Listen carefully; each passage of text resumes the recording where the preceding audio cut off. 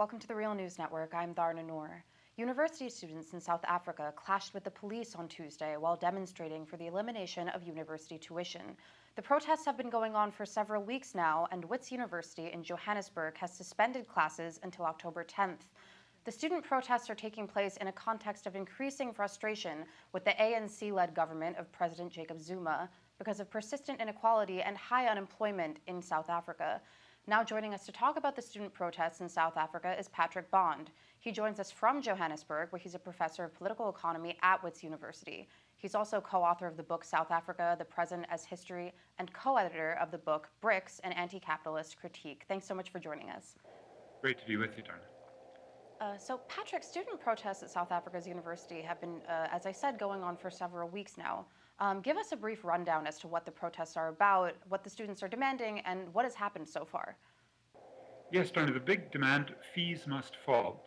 That hashtag's really caught everyone's, I think, admiration for its integrity, because a year ago when it was introduced, although it's been a demand of students for at least the 20 years I've been an academic in South Africa, that the fees are too high.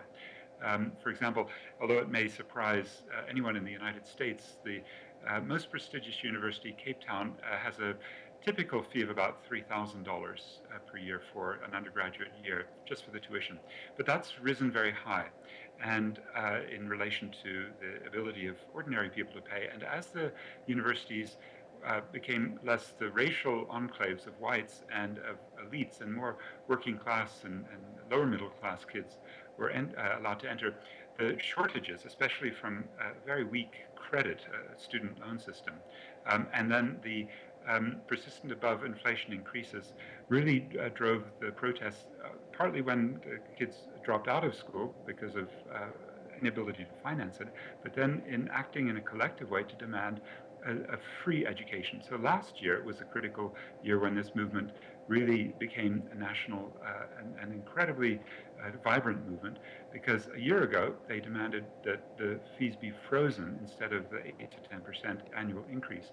But they did a couple of other things. They also made unity with working class people who were hired by universities but paid a very low wage for cleaning, for security, for gardening.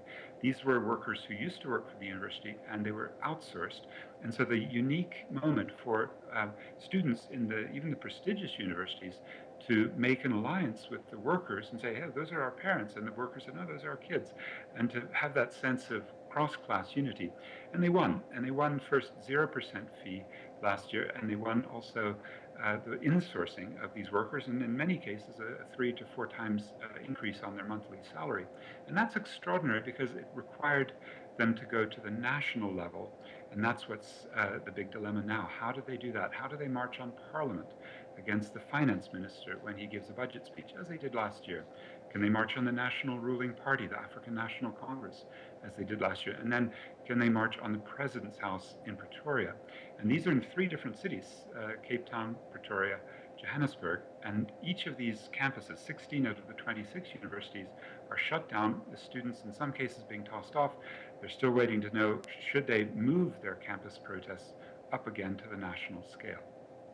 I'd like to pick up a thread that you just mentioned briefly. An important factor, again, in these protests is the frustration and rage regarding the lack of change in post-apartheid South Africa, where 80% of the population is Black. So what is racial representation like among South African universities, both amongst the students and amongst the faculty bodies? And then what role does representation play in the student movements and in the demands?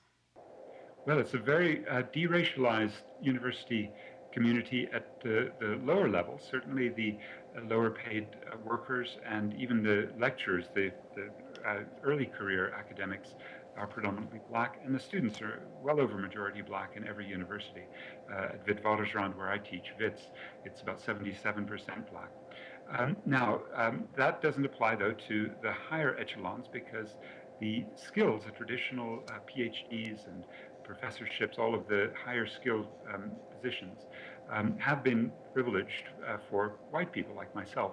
So at one university, Cape Town, the most well-known in a way, they had I think it was 265 full professors, of whom only 5 are Black African South Africans. And that's maybe one of the most extreme cases of a racial hierarchy. And now that's very interesting. It in turn has led the students to demand deracialization at the top.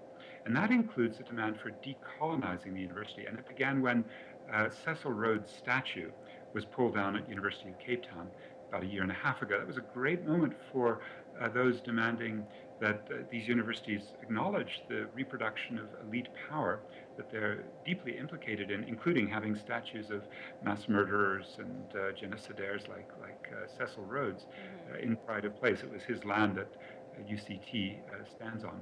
And similarly, lots of symbolic politics emerged, but it then became demands to transform the curriculum and to think through what is a Western-oriented, world-competitive university system where two or three of these universities are in the top 300 in the world, but they still teach the Western methodologies, epistemologies, the pro-Western lines of thinking. And when you combine that with the class analysis of these students who say, we're just unable to afford and we don't want to be levied with these huge student debts. I mean, the United States has taught us so much about the danger of the student debt. I think we have an extraordinary moment to reach out more broadly to progressive politics from these bastions of former, elite reproduction, these top universities. And I say that because I think these university students, certainly last year, although it's a bit harder this year because of tactics have been very militant, including burning buildings down. A law library in Durban, University of KwaZulu-Natal, was burned. And so there's a much more skepticism by the petty bourgeoisie. Whereas a year ago, the petty bourgeoisie basically enjoyed the sight of university students marching on the finance minister, the ruling party, and the president and winning. Because that does something in the society that's desperately needed. It gives a sense that mass action, civil society, mobilizations, legitimate demands that the fees are too high, they should be frozen, that those demands be met. And so there was widespread support. Now this year, they're demanding about 10 times more money for free tertiary education. And also they're making demands for education that's much higher quality and higher quality for secondary and primary. And that's where they've got a very big job ahead, these students, to reach out further in the next few weeks to make sure that the next finance minister's statement, October 26th, big statement in Parliament, includes lots more money to bring down the fees, hopefully, to zero. So the government has backtracked on some of the increases that they were proposing for university tuition. But again, now instead of demanding that the increases be withdrawn completely, the students are demanding that all tuition be eliminated in all of South Africa's public universities. So in other words, they've really radicalized their demands. So two questions. One, is the student movement in any way responsible for the government and specifically the Minister of Higher Education backtracking on some increases? And then also, what is the logic behind the students' approach demanding that all tuition be eliminated? Well, that's right. The universities put up the tuition fees last year. In some cases, like WIT's, 10%. The students protested and said that's too high, and we want 0% as a short-term demand, plus the insourcing of the low-paid workers. The Minister of Higher Education, who happens to be the head of the Communist Party, Bladen Zamande, he said, no, we'll stick with 6% increase. And with those 3 days of protest I mentioned last October, they brought it down to zero. And then this year, Bladen Zamande said, you'll have a 0% increase if you're poor or middle class, if your incomes are below about 45,000 US dollars a year for your family income. And for the first time, proposing a means test to see who fits below that. And then they'd get a 0% increase. But they'd still have these huge fees that are very, very high for a working class family and the prospect of massive debt. So the students went protesting. About 3 weeks ago it began, and WITS University has been off for this whole time because of the intensity of the protests. The students seem very, very powerfully committed to 0% fees. These are probably the top, I would say, the activist community, maybe at WITS University. 10% or so of the students probably would support this very militant demand, but they're the ones who are really setting the agenda. And the militant demand for free tertiary education, say as Cuba does, simply requires one thing: raising state budgetary support. Cuba, it's 4.5% of GDP is what the state gives to universities, so it's free. Here it's 0.7%. In the rest of Africa, it's over 0.8. In the richer countries, 1.5. So it's really that request by these students to rethink the budget and to tax rich people more. And they say, look, yes, rich people who go to university benefit from this, but we must make sure that we tax them higher so that for the rest of their lives they'll be paying the tax for many more people to also get free tertiary education. And by making this far-reaching demand, it seems that the students are sort of demanding that the Zuma government reorient towards public spending in higher education, and that it changes sort of its whole approach to the country's development. Is that accurate? And if the government were to engage in that kind of shift, what would that mean more generally for the government's approach to development? Well, this is a government that came to power with great democratic aspirations. Nelson Mandela, the first president, and the agenda of reconstruction and development, as it was called, um, that would benefit poor and working class black people and women. And these were the demands that came from generations of struggle. But unfortunately, quite early on, the African National Congress had to do deals, and even Mandela. And the deals meant they had a $850 million loan from the IMF from 1993 that really paralyzed much of the ambitious redistribution strategy. They made deals to let the biggest companies leave the country, so the tax base shrunk and the foreign debt rose. And these are the sort of circumstances where you have Standard & Poor's, Moody's, and Fitch, the big credit rating agencies, looking over the finance minister's shoulders.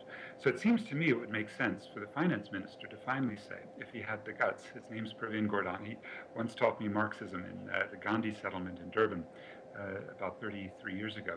And that courageousness that we once saw this government toss apartheid out with such strength and commitment isn't there when it comes to standing down big business. And so big business has got a huge agenda, which are called Presidential Infrastructure Coordination Commission's projects.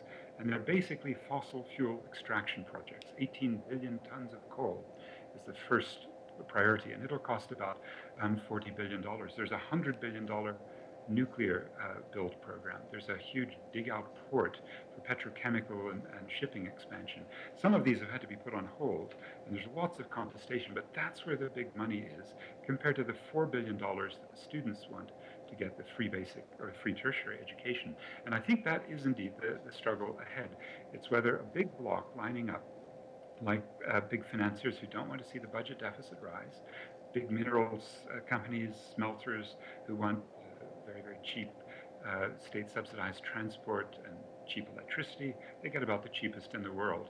And these are the kinds of powerful figures that I think the students are going to see stand right behind the state as they approach the finance ministry and the president. It's there that the prerogatives of big business, of international capital, of fossil fuel capital, stand for the destruction of these students' future versus the demand that there be investment in these students' future. It's quite a titanic struggle. It may not end anytime soon, and there may be much more violence of the sort we saw yesterday.